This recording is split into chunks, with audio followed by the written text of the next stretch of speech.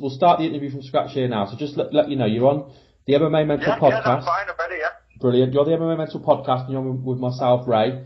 Let's talk about. Obviously, you were just saying we're talking about Tough. You've had a really good showing on Tough. So how have things been with you since coming back from Australia? Yeah, like I say, had two good fights over there in Oz. Fought Norman and I fought Patrick. Quite happy with my performances. Bit gutted about the semi-final, obviously. It didn't go my way, but I think me and Norman put on a great fight, and at the end of the day, that's what it's all about.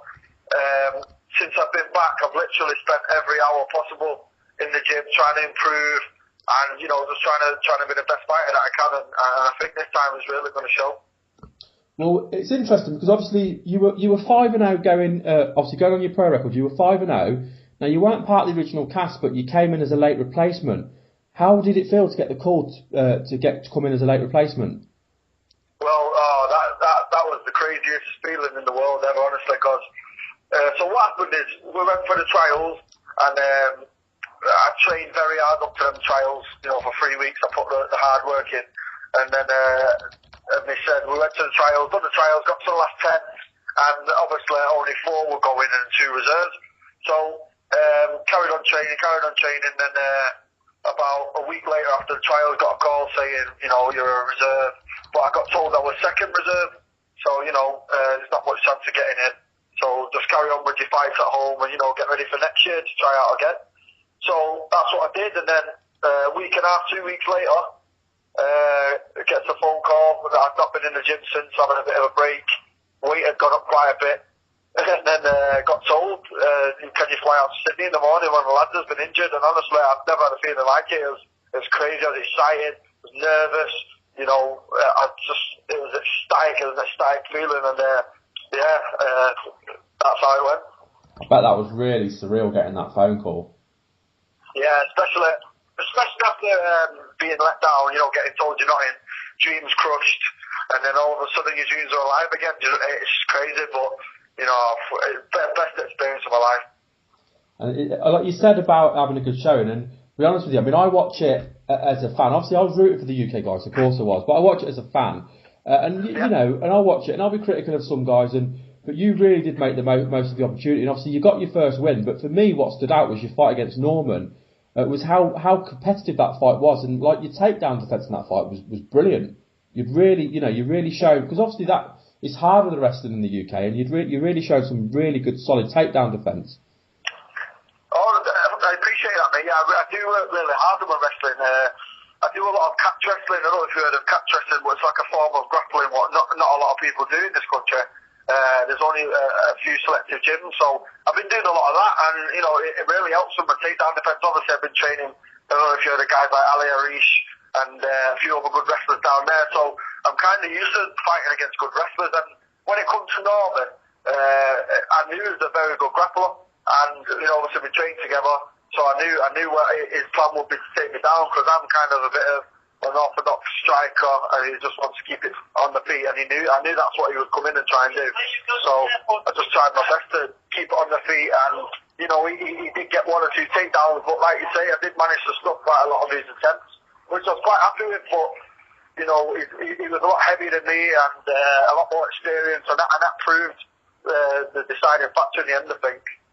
I think what also emphasised the fact you had a good showing on the show was, if you watch the American one, which I watch as well, not a lot of those guys have been called back, where obviously you've been called back before the finale, and obviously it's been announced today who you're going to be facing at the finale. Do you want to let us know who you're going to be facing in Australia?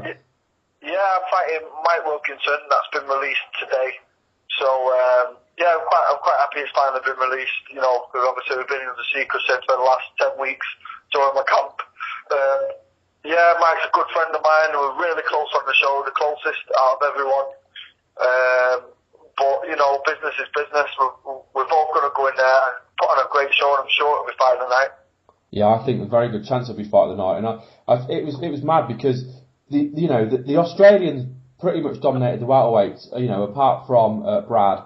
But the UK guys, the lightweight, it was all one-sided with the lightweights. It was, yourself, Colin, Norman and Mike, and obviously Mike got a horrible injury. So how hard was it after getting so close in the house? How hard was it to have to face a UK guy in the semis? Well, basically, what happened when we started realising that we had an edge in the lightweights and we started winning and winning, we kind of like started to sort of know that we was going to fight each other. It did get a bit weird, and people taking a foot off the pedaling chain and things like that, and holding stuff back. But me and Mike agreed if we both got to the semi-final that we'd fight each other. We were good friends, but we knew we'd put on a great show, and we were just going to go for that fight of the night, a fight of the season, and just stand in the middle and go for it. So we agreed that, and when the semi-finals came and Mike got injured, I told Dana that on the interview. I said, look, I agreed to that if me and Mike got to the semis, we'd have to fight each other, so we could really go for it and put on a great account of ourselves. But obviously Mike got injured, and then I had to fight Norman. But no, that was the original plan.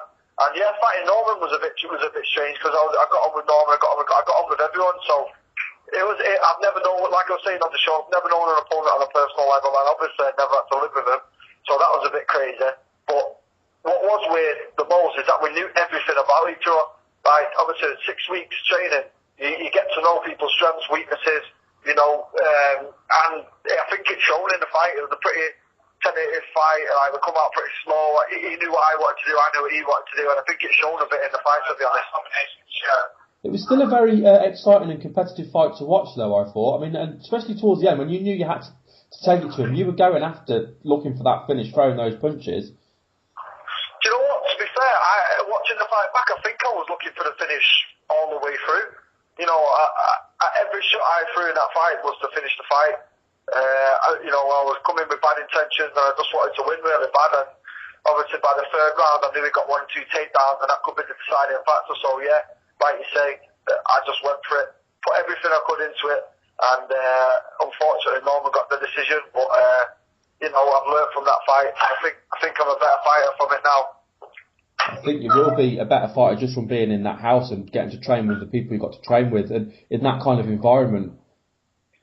I know, yeah. Well, obviously, training with the best guys in the world and things like that really helped me come along as a fighter. And since I've been back, I've been training. I've been down to London, stayed there for a week, trained with Brad Pickett and the guys at Titan.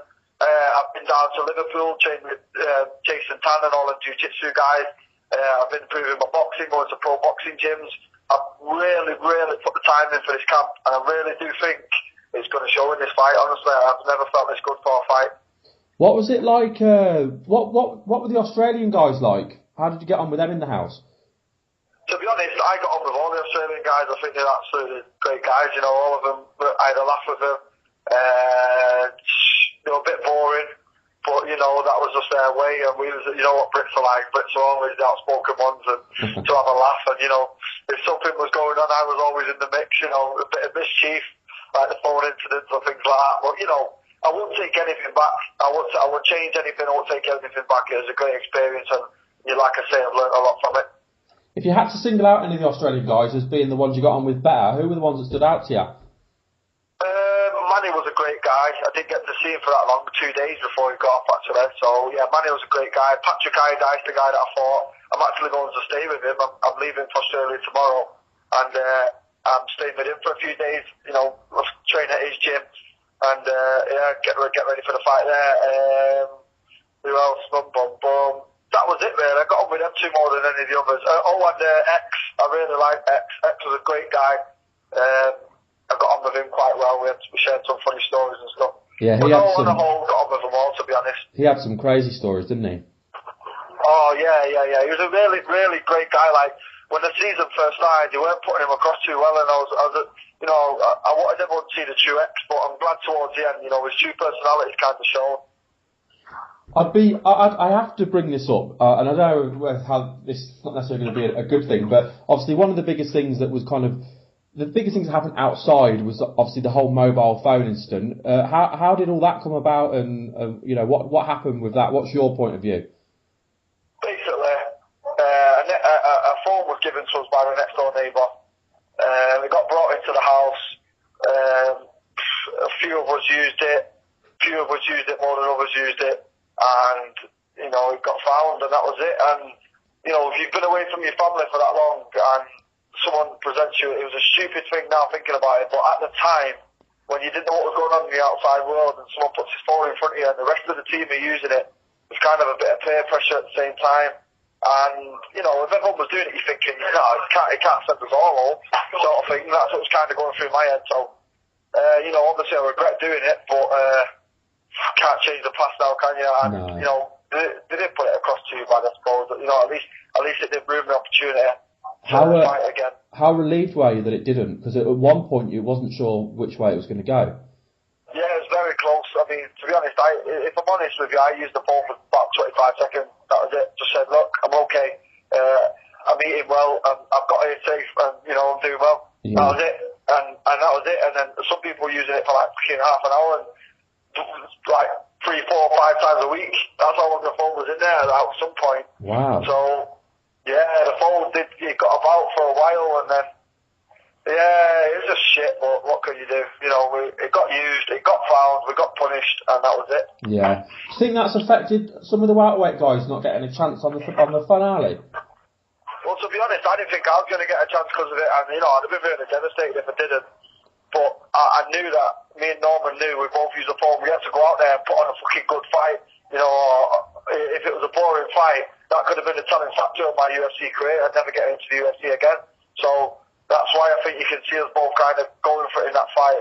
You know, there's a bit of extra, you know, bit of fuel to the fire as well, because we knew we was under pressure because of that phone. Am I right in saying that you're from Manchester? Yeah. Manchester born and bred, and the bankest bank of all banks. Do you train with Predators? No, I train at SPG. SPG, Carl okay. Tanzo's place. Got ya. Well, I also want to ask you, how old are you, Brendan? Because I know you're quite young. Well, guess what? I'm 23 today. Yeah, happy birthday, mate. Tell you what, you've got into the UFC very, very early, haven't you, if you're 23? Yeah, well, like I said on the show, that experience is massive for a 22-year-old, you know. And considering how I've done in it, semi-finalist, you know, when lost on a decision, it gets stopped. No. You know, I've done quite well for my age.